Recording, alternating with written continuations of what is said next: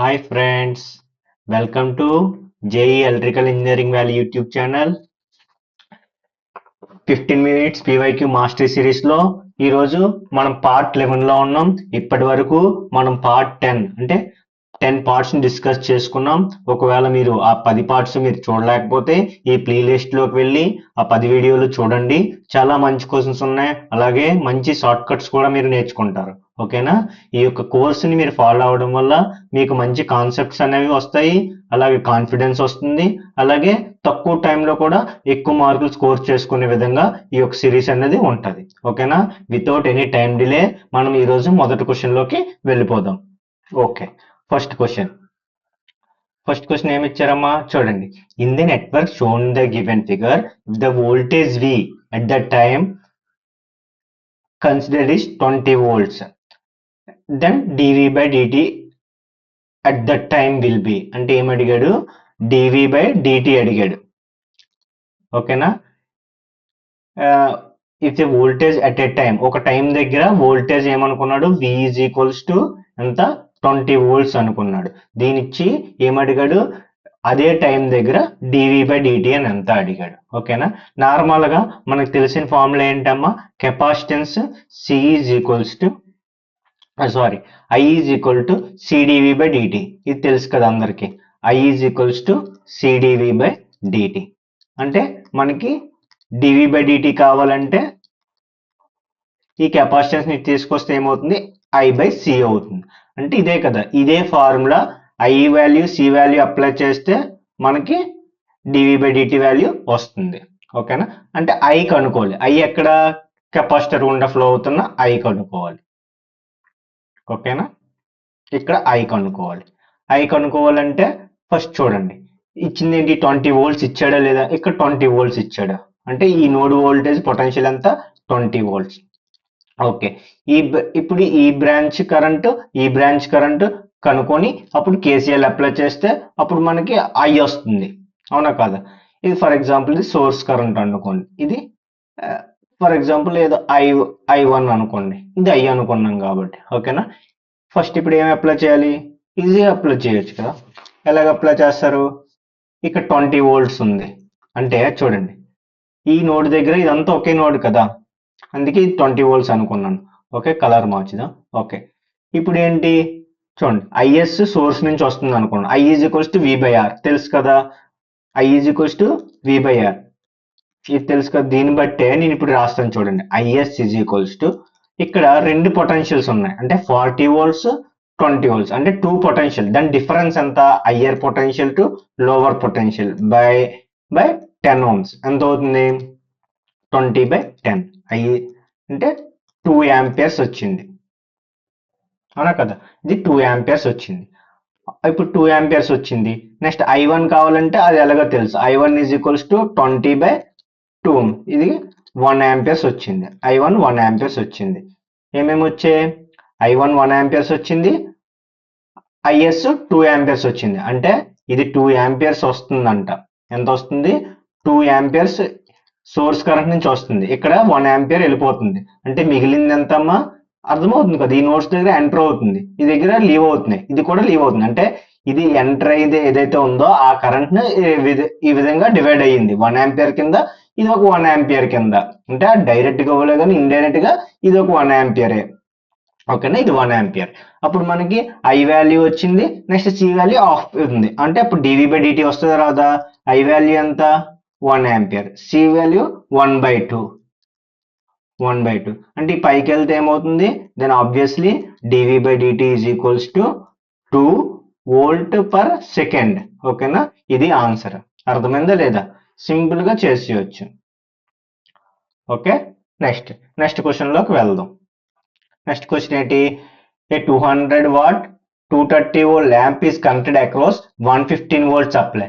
What is the power drawn by the lamp? అంటే దాని rating ఎంత ఇచ్చాడు? బల్బ్ యొక్క రేటింగ్ ఎంత? 200 watts అంట. అది 230 volts దగ్గర. ఓకేనా? అలాగే ఒకవేళ 115 కి ఆపరేట్ అయితే దాని పవర్ ఎంత అని అడిగాడు. అదే కదా అడిగాడు. దీని 115 దగ్గర ఆపరేట్ అయితే దాని యొక్క పవర్ ఎంత అవుతుంది అని అడిగాడు. ఫస్ట్ ఏమీ లేదు, రెసిస్టెన్స్ ఫైండ్ అవుట్ చేయండి. రెసిస్టెన్స్ ఫైండ్ అవుట్ చేసి అక్కడ ఇచ్చిన వోల్టేజ్ తో పవర్ ఫైండ్ అవుట్ చేయండి. నీకున్న ఫార్ములా ఏంటి, P is equals to V²/R. ఎందుకంటే ఇక్కడ వోల్టేజ్ ఇచ్చాడు కాబట్టి. అదే కరెంట్ ఇస్తే I²/R వాడు.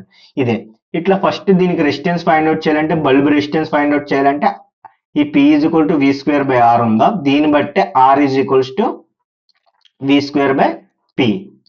V² అంటే వోల్టేజ్ ఎంత ఇచ్చాడు రేటింగ్ లో, 230 అవునా కాదు, ఇంటూ 230 బై P ఎంత 200 వాట్స్. అంటే 0 క్యాన్సిల్ 0 క్యాన్సిల్ అంటే 23² బై ఎంత వచ్చింది అది అట్లా పెట్టుకోండి. R ఈజ్ ఈక్వల్స్ టు 23²/2 ఇట్లా ఉంచుకోండి దీన్ని. నెక్స్ట్ ఏంటి, దీన్ని తీసుకెళ్ళి మనం పవర్ ఫార్ములా వేయాలి. ఎక్కడ P is equals to V²/R. ఈ ఎంత వోల్టేజ్ తో ఆపరేట్ అవుతున్నప్పుడు అడిగాడు, 115 వోల్ట్స్ కదా, 115 ఇంటూ 115 బై R ఎంత 23² అంటే 23 ఇంటూ 23/2 ఉంటుంది. అది నేను ఇక్కడ మీదకి తీసుకొస్తున్నాను. ఓకేనా, బై 2. ఓకేనా. నెక్స్ట్ చూడండి అమ్మా, ఈజీగా చేయొచ్చు. 23 1 0 23 5 0 23 1 0 23 5 0. ఇప్పుడు ఏమేమి ఉన్నాయి, 5 ఇంటూ 2 అంటే 5 5 25 25 ఇంటూ 2 50 అంటే 50 వాట్స్. ఓకేనా, ఈ ఏమవుతుంది, ఎంత పవర్ కన్జ్యూమ్ చేస్తుంది, 115 వోల్ట్స్ ఒకవేళ బల్బ్ కనెక్ట్ చేస్తే 50 వాట్స్ అంటే exactly equals to 50 watt. Option D is the correct answer. ఓకేనా, ముందు దాంట్లో option B is the correct answer. ఓకేనా. నెక్స్ట్ క్వశ్చన్ కి వెళ్ళిపోదాం. సెకండ్ క్వశ్చన్ అర్థమైంది కదా. నెక్స్ట్ థర్డ్ క్వశ్చన్, ఏ 1 or 2 resistor 1 ampere 1 ohm inductor 1 or 2 ohms resistor ఇది 10 ohm resistor, ఇది 10 ohm resistor and 1 ampere 1 ohm 1 henry inductor 1 microfarad capacitor are connected in parallel. అంటే question లో ఏమి ఇచ్చాడో అది రాసుకోండి. ఫస్ట్ ఏమన్నాడమ్మా, రెసిస్టర్, ఇండక్టర్ అలాగే కెపాసిటర్ ఇవన్నీ ప్యారలల్ లో కనెక్ట్ చేసాడంట, మనము కనెక్ట్ చేసాం. ఓకే, నెక్స్ట్ ఏంటి, ఇండక్టర్ కెపాసిటర్ ఇవన్నీ ప్యారలల్ లో కనెక్ట్ చేశాడు. Next the combination is driven by unit step current. అంటే యూనిట్ స్టెప్ అంటే ఇలాగుంటదమ్మా, ఇలాగుంటది కరెంట్ కదా, I respect to time step ఇట్లా ఉంటది. ఏమన్నాడు, at steady state conditions the circuit source current flows through అంటే సోర్స్ కరెంట్. ఓకే, ఇదే కదా step current, source current flows through ఎంత అని అడిగాడు. ఇది ఇన్పుట్ ఇచ్చాడు. ఓకే, దేని గుండా ఫ్లో అవుతుంది. ఏంటమ్మా, ఒకటే గుర్తు పెట్టుకోండి, అట్ స్టడీ స్టేట్ కండిషన్ లో ఏమవుతాయి, ఒక్కొక్కటి ఏ విధంగా బిహేవ్ చేస్తాయి. ఇక్కడ ఉన్న కాంపోనెంట్స్ ఏంటి, ఆర్ఎల్సి.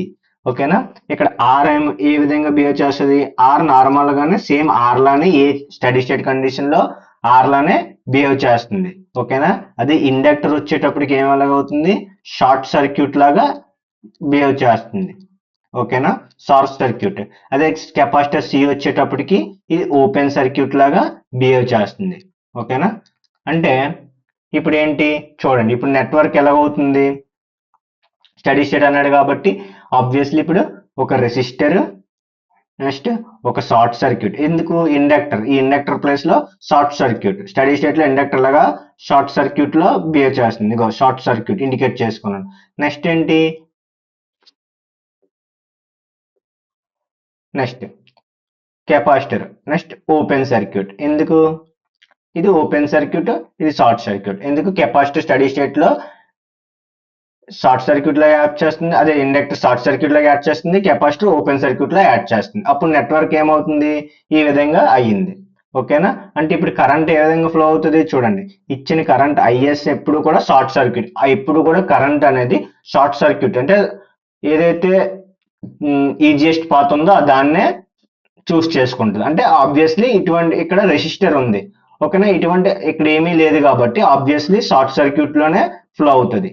అంటే ఇండక్టర్ అనుకోండి, ఇండక్టర్ ద్వారా ఫ్లో అవుతున్నట్టు. అంటే option B is the correct answer. ఓకేనా, అర్థమైందా లేదా. నెక్స్ట్ క్వశ్చన్ వచ్చేటప్పటికి, in the below network effective resistance existing across the voltage source. అంటే ఇది తెలుసు కదా మనకి, effective resistance across the voltage source అంటే ఇక్కడ అడిగాడు. అంటే V is equals to IR, R is equals to ఏమవుతుంది V బై ఐ. అంటే ఈ వోల్టేజ్ సోర్స్ బై ఐఎస్ చేస్తే మనకి ఎఫెక్టివ్ రెసిస్టెన్స్ వస్తుంది, అవునా.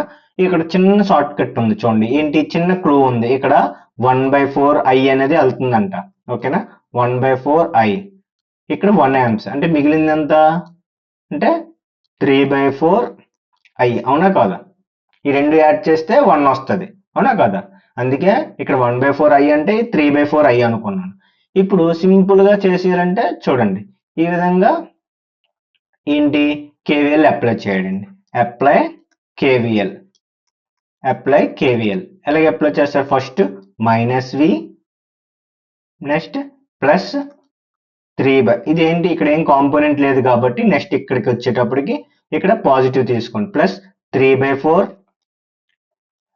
I into 4 ohms, okay, is equals to ఇంకే కాంపోనెంట్స్ లేవు కాబట్టి 0 volts. ఇప్పుడు ఏంటి చూడండి, 4 క్యాన్సిల్ అంటే -V plus 3I is equals to 0. Then 3I is equals to ఏమవుతుంది V అవుతుంది, అవునా కదా. మనకు కావాల్సింది ఏంటి V బై I ఫార్మెట్ లో రావాలి, R కావాలంటే V బై I ఫార్మెట్ లో కావాలి, అవునా కాదా.